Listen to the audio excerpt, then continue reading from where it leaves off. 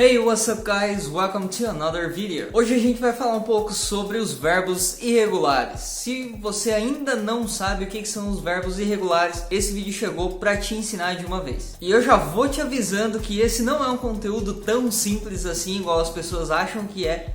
E por isso eu deixei lá no fim do vídeo um bônus que vai te ajudar ainda mais nessa tarefa de aprender esses verbos. E aqui entre nós esse bônus vai ajudar pra caramba mesmo. Mas afinal, o que são os verbos irregulares? E eu prometo que eu vou dar uma explicação que até se você não manja nada de gramática, você vai conseguir entender. Então vamos lá. Primeiro você tem que entender o que são os verbos regulares. Os verbos regulares são aqueles que quando a gente coloca no passado, eles ficam com ed no final. Por exemplo, o verbo to work. Quando a gente joga ele para o passado, quer falar eu trabalhei, por exemplo, eu falo I worked. E aí fica com esse ed lá no final da frase, lá no final da palavra. Já os verbos regulares, eles têm uma peculiaridade, sei lá, eu não sei o nome direito para isso, mas eles são os diferentões. Quando você vai falar eles no passado, eles podem continuar exatamente a mesma coisa, ou então mudar completamente e virar uma palavra totalmente diferente. Então, resumindo, verbos regulares, no passado, a gente coloca o ed no final da palavra, no final do verbo. Verbos irregulares mudam totalmente ou permanecem a mesma coisa. Quer um exemplo dos verbos irregulares que permanecem exatamente iguais?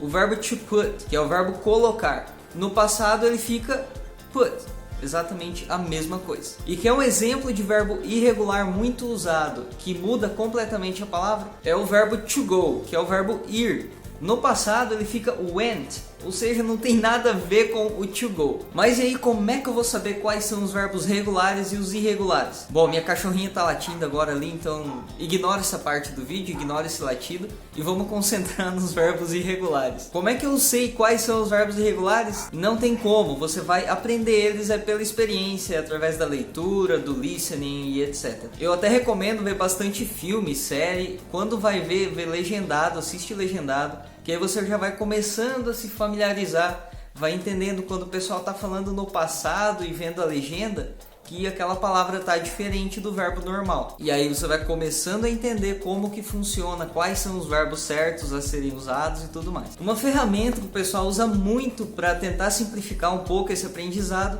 é através da lista de verbos irregulares. Você já deve ter visto uma lista dessas na escola, o teu professor já deve ter te dado uma lista dessas ou passado no quadro. Não é o ideal, tá? Você aprender através dessa lista, mas é uma boa ferramenta e com o auxílio de mais uma outra ferramenta que eu vou falar daqui a pouco, pode ser sim muito efetivo e você vai decorar, não decorar, né? Você vai entender e aplicar isso de uma forma muito mais natural. Então calma aí que eu já vou te falar sobre essa outra ferramenta. Na descrição desse vídeo eu vou deixar também uma lista com os verbos irregulares, tá? Mas eu não quero que você use só essa lista. Você tem que usar junto com essa outra ferramenta que eu vou te falar. Mas antes disso eu quero te falar sobre a curva do esquecimento. Por que eu quero falar disso que não tem nada a ver com verbo irregular? Os verbos irregulares, eles são uma coisa que, querendo ou não, a gente tem que decorar um pouco eles, sim. Porque não tem uma regra que a gente entende e a partir dali você vai saber todos. Não. Então, na real, é decorado sim. E quando você quer aprender uma coisa que é decorado, principalmente as coisas que são meio decoradas, você tem que entender um pouco sobre a curva do esquecimento. É aí que você entende que, na real, tudo que você vê e não aplica isso diariamente ou não revê,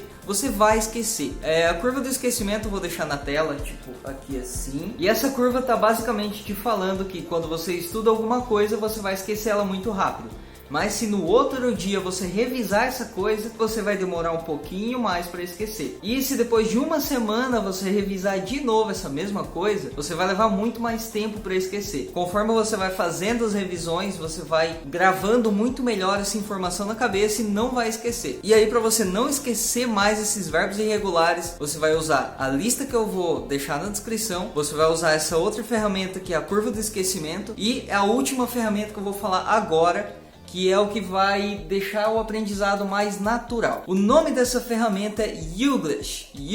Eu vou deixar o link para vocês aqui embaixo, mas é basicamente um site onde você coloca lá uma palavra, um termo, e aí o site pesquisa vídeos no YouTube, geralmente são daquelas TED Talks lá, ou então de palestras, enfim, onde exatamente aquela palavra que você buscou, ela está sendo falada num contexto, numa frase. E o melhor é que geralmente são faladas por nativos, e aí você consegue ver como é pronunciada, como é usada na frase. Então usa essas três coisas e eu tenho certeza que você não vai mais esquecer esses verbos. E agora a gente está se encaminhando para o fim do vídeo e eu já vou pedir para você deixar aquele like, porque agora sim eu vou deixar aquele bônus que eu prometi para você lá no começo. Então já deixa o like aí, se inscreve no canal e agora sim eu vou deixar aquele bônus que eu falei para você, que são dos 10 verbos irregulares mais usados. O primeiro deles é o verbo to have, que é o verbo ter, e no passado vira had.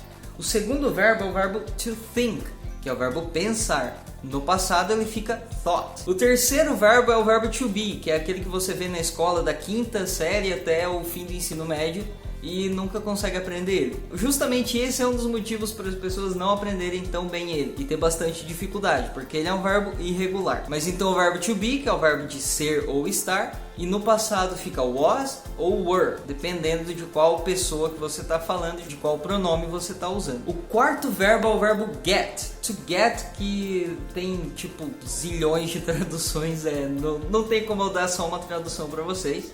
Inclusive, eu acho que eu vou ter que fazer um vídeo só disso. Aliás, deixa aí no comentário se você quer um vídeo só com os usos do verbo get. E no passado, esse verbo fica got. O quinto verbo é o verbo que eu já falei antes, que é o verbo to go, verbo ir. E no passado fica went. E aí no sexto lugar a gente tem o verbo to mean, que é significar. E no passado fica meant. O verbo número 7 é o verbo to see, que é um verbo de ver, enxergar. E no passado fica saw. O oitavo verbo, o verbo to say, que é o verbo dizer. E no passado fica sad.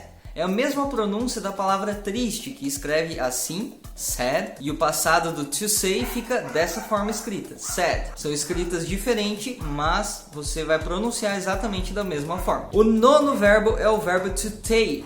To take significa pegar ou levar, dependendo do contexto que você está usando. E no passado ele fica took. E o décimo verbo e o último verbo mais usado é o verbo to put, que como eu já falei antes é o verbo de colocar. E no passado ele fica put, exatamente a mesma coisa. É isso aí, galera, no vídeo de hoje era isso, eu espero que você tenha gostado. Deixa um comentário aqui embaixo se você quer que eu faça esse vídeo do verbo to get. E é isso aí, até o próximo vídeo.